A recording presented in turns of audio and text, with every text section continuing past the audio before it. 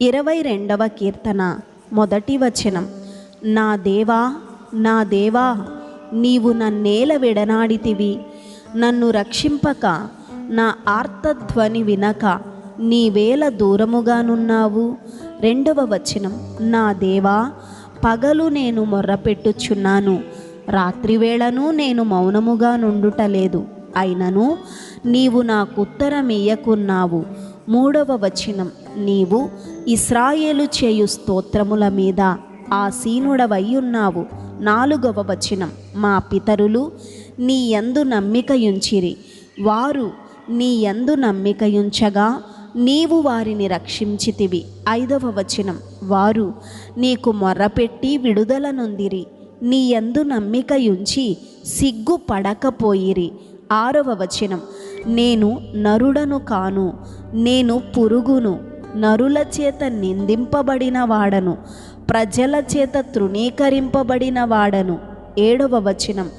నన్ను చూచువారందరూ పెదవులు విరిచి తల ఆడించుచు నన్ను అపహాసించుచున్నారు. 8వ వచనం. యెహోవా మీద నీ భారము మోపుము, ఆయన వానిని విడిపించునేమో. వాడు ఆయనకు ఇష్టుడు కదా, ఆయన వానిని తప్పించునేమో అందురు. 9వ వచనం.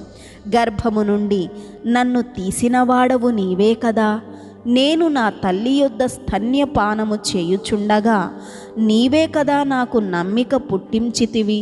10వ వచనం. గర్భవాసినైనది మొదలుకొని నాకు ఆధారము నీవే, నా తల్లి నన్ను కన్నది మొదలుకొని నా దేవుడవు నీవే. 11వ వచనం. శ్రమ వచ్చియున్నది, సహాయము చేయువాడెవడునూ లేడు, నాకు దూరముగా నుండకుము. 12వ వచనం. వృషభములు అనేకములు నన్ను చుట్టుకొని ఉన్నవి, బాషాను దేశపు బలమైన వృషభములు నన్ను ఆవరించియున్నవి. 13వ వచనం. చీల్చుచును గర్జించుచు నుండు సింహము వలె వారు నోర్లు తెరచుచున్నారు. 14వ వచనం. నేను నీళ్ల వలె పారబోయబడి ఉన్నాను, నా ఎముకలన్నీయు స్థానము తప్పియున్నవి, నా హృదయము నా అంతరంగమందు మైనము వలె కరిగియున్నది. 15వ వచనం. నా బలము ఎండిపోయి చిల్ల పెంకు వలె ఆయను, నా నాలుక నా దవడను అంటుకొనియున్నది. నీవు నన్ను ప్రేతల భూమిలో పడవేసియున్నావు. 16వ వచనం. కుక్కలు నన్ను చుట్టుకొని ఉన్నవి, దుర్మార్గులు గుంపు కూడి నన్ను ఆవరించియున్నారు. వారు నా చేతులను నా పాదములను పొడిచియున్నారు. 17వ వచనం. నా ఎముకలన్నీయు నేను లెక్కింపగలను, వారు నిదానించుచు నన్ను తేరిచూచుచున్నారు. 18వ వచనం. నా వస్త్రములు వారు పంచుకొనుచున్నారు, నా అంగీ కొరకు చీట్లు వేయుచున్నారు. 19వ వచనం. యెహోవా, దూరముగా నుండకుము, నా బలమా, త్వరపడి నాకు సహాయము చేయుము.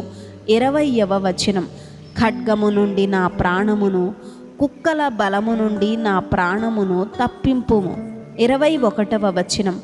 సింహపు నోట నుండి నన్ను రక్షింపుము, గురుపోతుల కొమ్ములలో నుండి నన్ను రక్షించి నాకు ఉత్తరమిచ్చియున్నావు.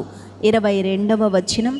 నీ నామమును నా సహోదరులకు ప్రచురపరచెదను, సమాజ మధ్యమున నిన్ను స్తుతించెదను. 23వ వచనం.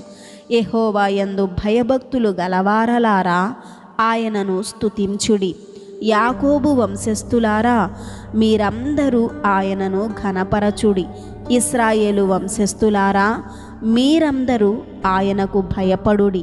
24వ వచనం. ఆయన బాధపడువాని బాధను తృణీకరింపలేదు, దాన్ని చూచి ఆయన అసహ్యపడలేదు, అతనికి తన ముఖమును దాచలేదు. వాడాయనకు మొర్రపెట్టగా ఆయన ఆలకించెను. 25వ వచనం. మహాసమాజములో నిన్ను గూర్చి నేను కీర్తన పాడెదను, ఆయన యందు భయభక్తులు గలవారి ఎదుట నా మ్రొక్కుబడులు చెల్లించెదను. 26వ వచనం.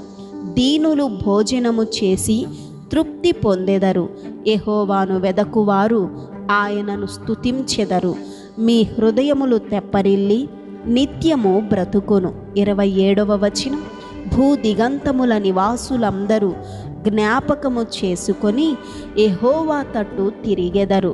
అన్యజనుల వంశస్థులందరూ నీ సన్నిధిని నమస్కారము చేసెదరు.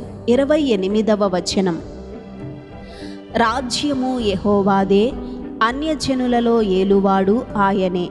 29వ వచనం, భూమి మీద వర్ధిల్లుచున్న వారందరూ అన్నపానములు పుచ్చుకొనుచు నమస్కారము చేసెదరు.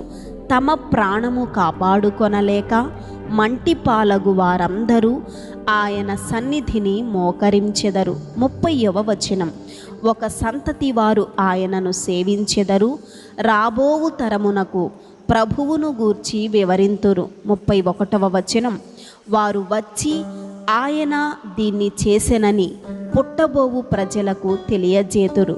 ఆయన నీతిని వారికి ప్రచురపరతురు. ఆమేన్.